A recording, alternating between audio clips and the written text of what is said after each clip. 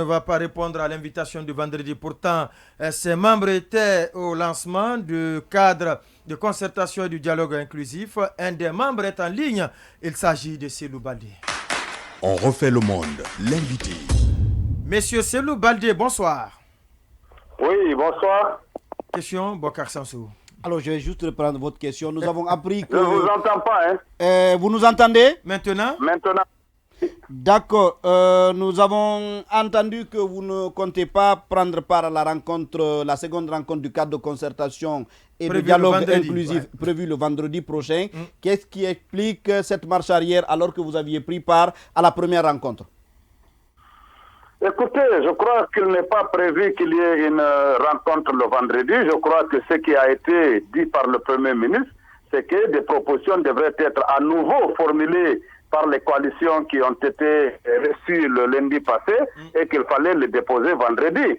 Et c'est cette démarche que nous ne comprenons pas. C'est cette démarche que nous n'avons pas acceptée ou que nous avons en tout cas, si vous voulez, trouvé incohérente, déplorable, parce que nous avons déposé plusieurs contributions depuis que la transition a commencé par les mémos que nous avions déjà déposés, et puis après, quand les positions ont évolué dans le cadre du GEC 58, vous savez qu'on a fait des déclarations et on a déposé d'autres mémos au niveau du ministre Mori Kondé pour expliquer quel est le dialogue, véritable dialogue qu'on voulait avoir avec le CNRD et le gouvernement, conformément à l'article 77, quel acteur nous voulions avoir autour de la table et quel contenu thématique. Et quand nous avons également été le lundi, vous qui avez suivi le discours du porte-parole Dr Fodé Fofana, il a décliné les grandes orientations de ce qu'on attend de ce cadre de dialogue, quel cadre nous voulons, quelle configuration de la table de dialogue, quels acteurs également, quel contenu thématique.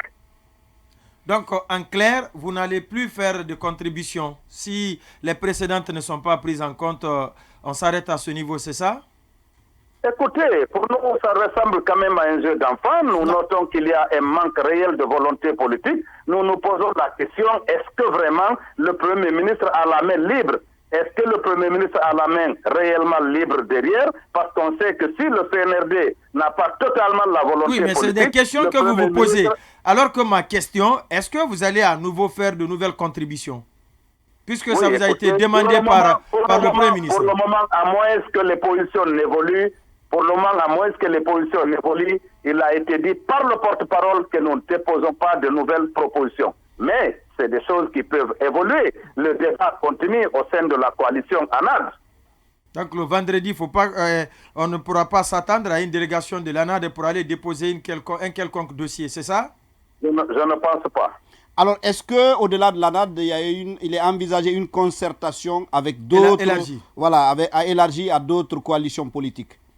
Oui, évidemment, vous savez que tous qui partagent en tout cas ces mêmes revendications-là, nous nous concertons régulièrement pour savoir quelle suite à donner à tout ce qu'on est en train de voir. Nous nous étions concertés, vous avez compris, pour aller répondre le lundi, et donc pour la suite à donner également, bien que nous déplorons cette démarche du Premier ministre, mais nous allons davantage nous concerter pour savoir quelle suite à donner à tout ce processus. Mais sauf qu'une telle attitude ne peut pas aller vers la décrispation du climat.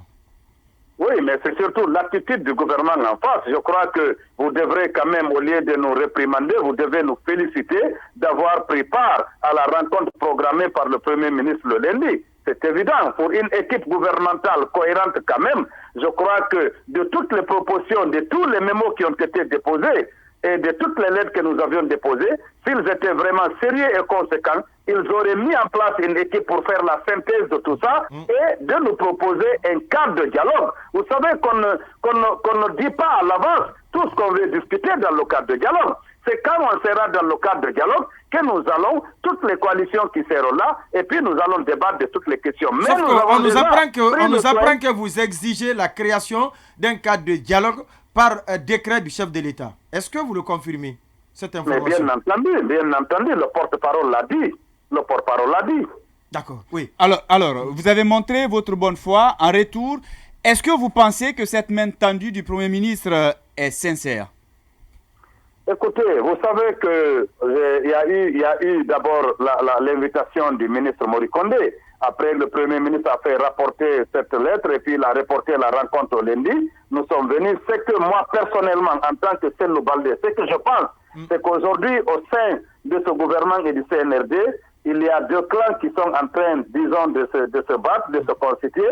Il y a le clan des opportunistes qui sont dans le CNRD, qui sont dans le gouvernement et qui sont même au CNT, qui sont en train de faire croire aux colonels qu'ils peuvent jouer sur l'OTAN, qu'ils peuvent jouer sur, si vous voulez, la confiance des Guinéens, qu'ils peuvent prendre du temps le temps qu'ils veulent. Et il y a cette autre partie ou cet autre clan qui quand même prend la mesure de la responsabilité, qui est en train de calculer toutes les conséquences qu'une instabilité politique et sociale pourrait engendrer pour notre pays, et ils sont en train de vouloir reprendre la main. Mais aujourd'hui, il y a carrément que deux tendances sont en train de se dessiner et la bagarre est à ce niveau. Et je crois que les acteurs politiques que nous sommes, nous devons en tout cas faire des évaluations objectives pour pouvoir nous inscrire par rapport à cela.